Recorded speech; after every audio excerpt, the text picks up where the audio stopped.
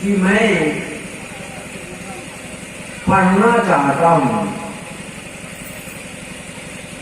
तो कहा ठीक है चले जाओ। उस समय ज्ञान स्वरूप जी जा रहे थे बनारस। कहते थे बनारस जाइएगा पढ़ने के लिए। जरूर जाइए। तो मैं संस्कृत पढ़ने के लिए बनारस, गुरु जी के आशीर्वाद कहा तुमको, देखिए गुरु जी का शब्द है, तुमको जहां जाना हो, ये शब्द है, जहां जाना हो, जहां पढ़ना हो, वहां जाकर के पढ़ो। कितने उदार थे गुरु जी। जहां जाना हो, जहां पढ़ना हो, जो पढ़ना हो पढ़ो। और कहा कि मैं बाद में तुमको सहयोग, तुम जाओ पहले जाओ पढ़ो, मैं सहयोग करूँ। तो इतना आशीर्वाद गुरुजी हमें देकर के भेजे बनारस। जो कभी छोड़ा है उसने हमें 5 वर्ष तक कोठार का काम किया। फिर गुजरात गए, कहीं काम करे, और फिर गुरुजी बुला लिए और यहाँ रहे। वो लंबी कहानी है, उतना तो नहीं कहूँगा, लेकिन कहा कि श्रद्धांजलि सभा और गुरुजी की समाधि की बात। मैं छोटी मुंह बड़ी बात क्या कहूँ। ये पद लोग गाते हैं, सब आप कर रहे हैं, मेरा नाम हो रहा है। अरे गुरुवर की कृपा से सब काम हो रहा है।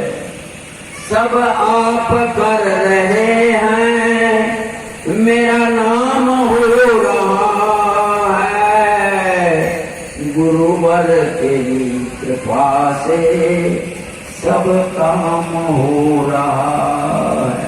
किसी के जीवन में यह शब्द चरितार्थ हुआ हो या न हुआ हो, मैं नहीं जानता, लेकिन मेरे जीवन में गुरु जी की कृपा का यह शब्द अक्षरशः चरितार्थ। गुरु जी की कृपा से पूरे भारतवर्ष के संत, चाहे वह कबीर पंत हो, रामानंदी हो, उदासी हो, सन्यासी हो, दरियादासी हो, बुनियादरामी हो, नाथमंत्री हो, परम गुरुदेव जी को सब जानते थे। और जब मुझे पूछता था कहाँ से आए, पूर्णिया से, किनके शिष्य है, तो प्रभु सतगुरुदेव जी धर्मचंद कार्तिक का शिष्य हूँ।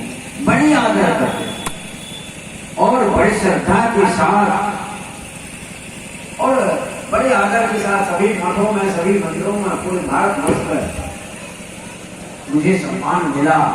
तो गुरु की कृपा है, और गुरु की कृपा से ही सब जगह अभी भी हमारा जितेंद्र दास का नाम, बिहार में एक था, बिहार के नाम एक संत बिहार में जितेंद्र दास है।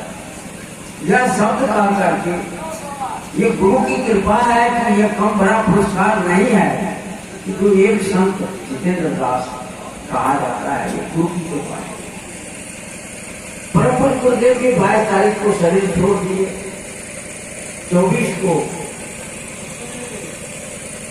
समाधि दी। तो लोगों को लगा, कुछ लोग चाह रहे थे कि यह कार्य जो श्रद्धांजलि सभा है वह वार्षिक सत्संग। मैं हृदय से कह रहा हूं, मेरा हृदय रो रहा था।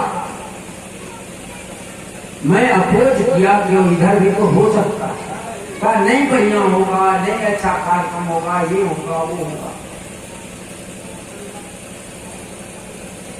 और मैं कह रहा हूं यदि गुरु जी का श्रद्धांजलि सभा 11 तारीख को नहीं होता तो सबसे बड़ा अपमान गुरु जी का होता, क्योंकि पूरे भारतवर्ष में गुरु जी के नाम पर श्रद्धांजलि सभा हो जाती और जीवन ज्योति केंद्र जहां कभी पूज्य गुरुदेव जी ने भूखे रह करके दीपावली के समय में गुरु जी कहते थे भोजन नहीं था तो 9 मोमबत्ती दीप जला करके पानी पी करके सो गए थे और वहीं से पूरे कबीर साहब के ज्ञान का प्रचार प्रसार किए थे। उसका बहुत बड़ा इसके साथ अन्याय होगा।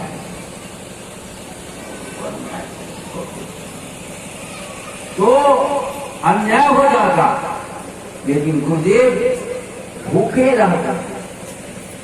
ये पूरे धर्म को, साधना को जिंदा की, जन जन तक फैलाए। कबीर पर जो डूब रहा था उसको उबारे, उसको जिंदा किए। कबीर साहब के ज्ञान साधना दिए। मर गया था कबीर पंथ और वह ध्वजा को पूरे भारतवर्ष में विश्व में फैलाए। परम पूज्य गुरुदेव जी के सामने कोई भी बड़ा से बड़ा विद्वान आता था और जिस जो प्रश्न करते थे उसी के ग्रंथ से, क्या वो कोई मत पंथ का क्यों न हो, बड़े बड़े, और प्रभु गुरुदेव जी के सामने कोई दूसरे आदमी बोल लेने के बाद उसका महत्व नहीं रहता था। तो मैं लोग चाहते थे कि नहीं वार्षिक सत्संग हो। अरे वार्षिक सत्संग तो गुरु माथे पर राखिए, चलिए आज्ञा मान, कहे कबीर दास को, तीन लोक डरना। हमारे अंदर भय नहीं होगा ये हो जाएगा, कोई नुकसान कर देगा या कोई षड्यंत्र सफल हो जाएगा। हम तो गुरु की कृपा से सब कुछ हो रहा है, तो गुरु जी ने जानेंगे। गुरु जी महंत बनाए हैं, गुरु जी बाहर दिए हैं, तो गुरु जी ही सब कुछ करेंगे। क्यों गुरु जी? अरे छोड़ देना है। हम कहे नहीं गुरु जी, जितना बड़ा सत्संग होता था उतना ही होगा, क्योंकि गुरु जी को था कि हम शरीर छोड़ देंगे तो भंडारा तो करेगा, भंडारा हो जाएगा तो फिर पैसा देने दास को रहेगा नहीं। वैसे भी मैं दे करके नहीं जा रहा हूँ, खाली